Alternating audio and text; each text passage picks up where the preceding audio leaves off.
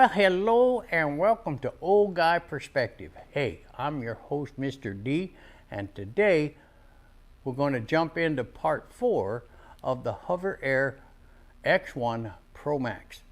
And today is the introduction to the beacon and the controllers. I can't do the bike ride right now because unfortunately I got hit by a car the other day on my bike and they destroyed my bike. I'm okay, but my bike is toast, so I'll have a new one come Tuesday, and it's a replacement bike, and then I can take it out to the trails and we can do that aerial test that I want to do with this bird. So anyway, today we're going to look at the beacon, the right control with the beacon connected. We're going to do a little bit of manual flying right out here and see how this thing does. So let's get this thing going. Well, hey guys, before we get going on part 4 of this video, in part 3 we were talking about the difficult way it is to upload or export the files with audio when you're not using the beacon. Now today I found out if you're using the beacon will store all your audio files in that audio folder that we talked about briefly. Now the only bad thing is with this, you're going to have to sync each and every audio file in that folder with your clips. Not a big deal, but it is kind of a pain in the butt.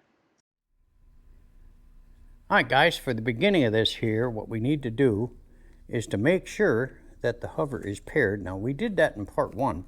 But I just want to check it because we've had an update since then. And I want to take out a thumb controller and go ahead and get that screwed in here. Oh, weird.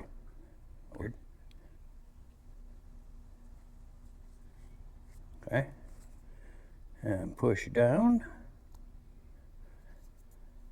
Okay, I got the left and right side controllers all hooked up with the joysticks, and the first thing we're going to do is check the pairing of the HoverAir and the beacon. First thing I'm going to do is turn this on and then turn the beacon on. And now I'm just checking to make sure. Current mode. Zoom out. Long distance detected. Please ensure ample flight space. It says add a device. That's it. One scanned. Okay. Connect. Now I'm connecting, apparently, okay, it connecting the beacon. I'm waiting for that to finish up, and it looks like we're good. Yes, we are. We have, we're good to go. Now, I don't know what, oh, that's right. This thing's got all kinds of just pull down, and I want to go to, now I've never messed with these menus before guys, so I don't really know what's going on. System language, let me make sure that's English. It is.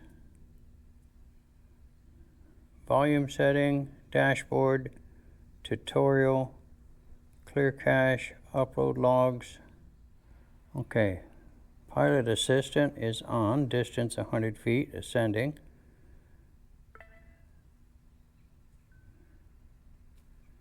Control direction. Long distance detected. Please ensure ample flight space. 100 feet. Zoom out.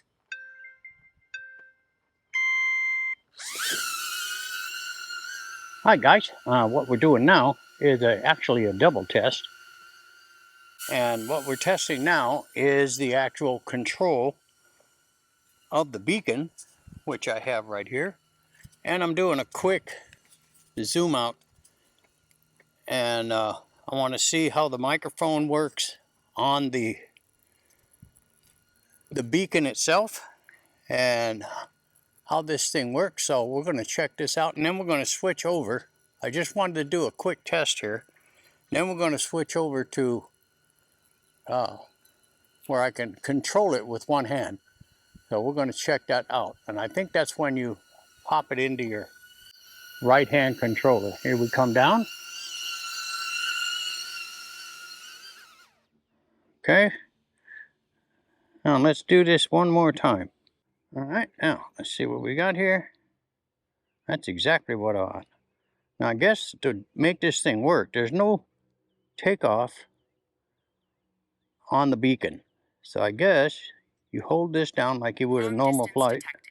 Please ensure ample flight space. And we're going to check this 100 again. feet. Zoom out. See how it works. Ooh, that prop hit my finger. So, we are now in the R mode. You guys know what the R mode means. And we're doing a quick test of microphones and GoPro, and this is the second test. I just want to make sure that everything is operational on this thing because we're going to switch over to the right controller flight, and I think it automatically kicks to manual mode once that happens. Now she should be coming back in now. Yep. I'm curious to see what the microphone is like on the beacon itself. But we're coming in for a landing here. It's gonna look pretty good. And there we go. Hi guys, so what we're gonna do now, real quick like, is we are going to connect the right-hand controller to the beacon. And I'm not really sure how this works. I think you have to connect the beacon first. So I'm gonna turn this on. And turn the hover on.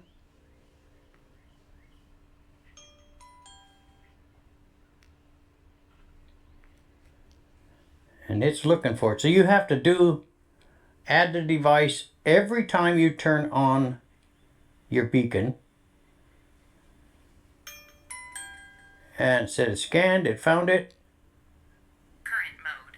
Zoom out. Long distance detected. Please ensure Connected. ample flight space. Now, my understanding is as soon as I connect this into the right-hand controller, it's going to automatically go into manual mode. I don't know if this is true or not, but we're going to find out. Okay, we are golden. All right, now I'm going to go ahead and connect this. Manual control. Yep, it did. Now, the button on the back is the flight button. So when I'm wanting to fly this thing this way, back, forward, left, right, I have to hold the trigger down. So we're going to go outside now and get this all set up. So, hey, we'll be back in a minute. Hi guys, I got the right-hand controller right here, and I have the hover and it's set into manual mode. So we're going to do a quick flight. I don't know what I'm doing. This is my first one, so bear with me.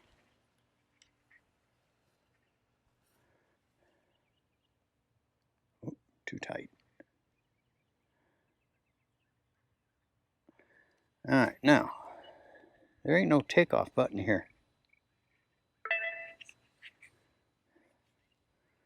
That's one thing I've noticed right away.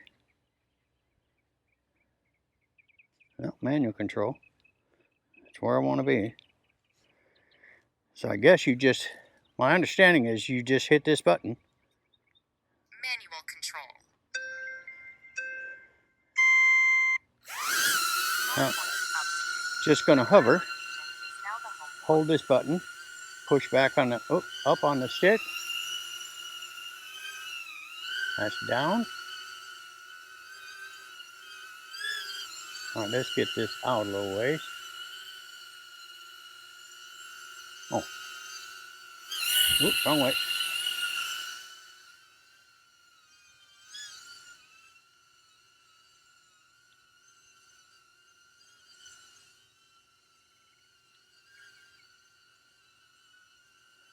All right, guys, I'm getting used to this right now. But you have to hold the button down for it to do its thing. As you can see, back and forth. Now, when I want to go up, I go like this. And then I want to go back. Hold the button. Oh, no, you go this way. Oh, nope, nope. If I want to go back, I hold the button and drop it. No, that brings it forward. I bring the controller towards me because the camera is recording towards me. So I'm going to turn the recorder on now, and that's going back. And again, this is all, I'm bringing it back.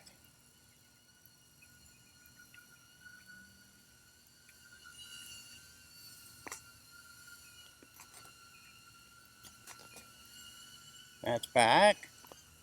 Forward. I want to bring the bird towards me. Oop, wrong way. Now bring it down by using the joystick.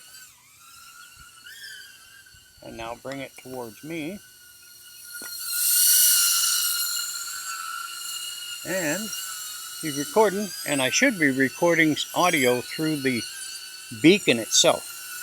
So this is kind of cool. So again, I want to move over here so you guys can see me do my thing.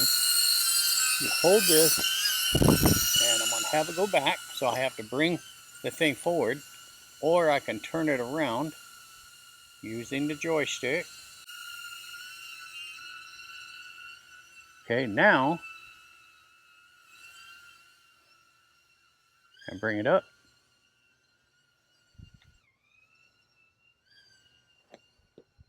And it's up there.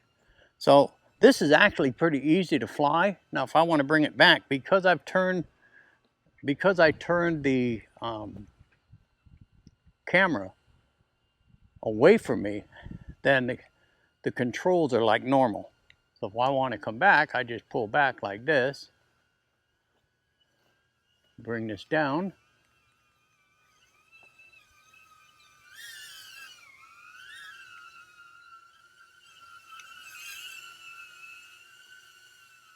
bring that around. Now I want to go this way and down. And there you go, guys.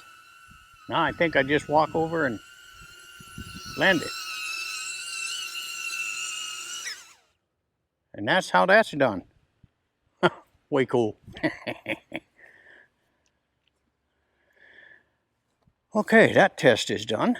Controllers and the beacon in the center, and I got it connected to the drone. So let's go out and give it a test flight. Hi guys, I got everything hooked up here, and we're going to go ahead and do a takeoff. There is no takeoff, so you have to do it from the drone itself. Manual control. So it kind of goes into hover. The current location is now the home point. Okay, let's see what we got here. Okay, back, up, turn it around.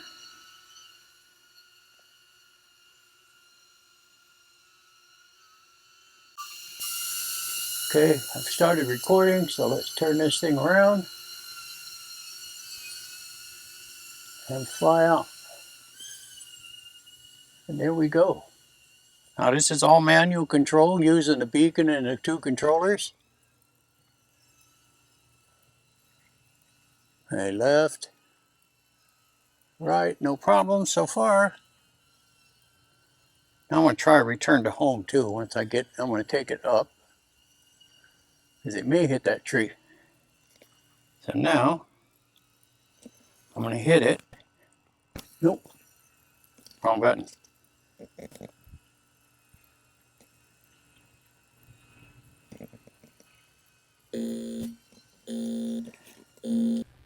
Hi guys, hey, we are going to wrap up part 4 of this video on the HoverAir X1 Pro Max. This is going to be, like I said, a lot of parts into this video. Part 5 is going to be the field test. I'm going to take my new bike, because again, I told you the other day I got hit by a car and it kind of hurt my bike a bit. So anyway, today what we decided to do was to work with the beacon and the controls, the single control, the dual control with the phone, all that kind of stuff, and things seem to be okay. I did have one little problem where it just kind of couldn't find anything. I had to shut everything off and then turn it back on, and then everything was fine after that. So I don't know what it was, a glitch, something. You always get that kind of stuff, but it flew fine. It flew like my regular controllers on my other drones. No problems at all, and it was the first time I ever ran a battery out. But I was using that thermal battery, and I heard that's got a really short life. So I'm going to look, when I look at the footage, I'm real curious to see if all of the audio has posted onto each clip. That's really important to me, and they said they have a built-in microphone, which was turned on the beacon itself. So we're going to check all of that and see how that thing does. And then we'll be coming back for number 5, and I'll be going out to a big trail out in the middle of God's country, and it's nothing but trees. It used to be a railroad, and they, paved it all over and made it just 30 miles of flat. So we're going to go ride that. It'll be a good test for the follow, the side follow, the dolly track and stuff like that, and I'll be using the beacon mounted on the bike. So, hey, we'll see you on part 5.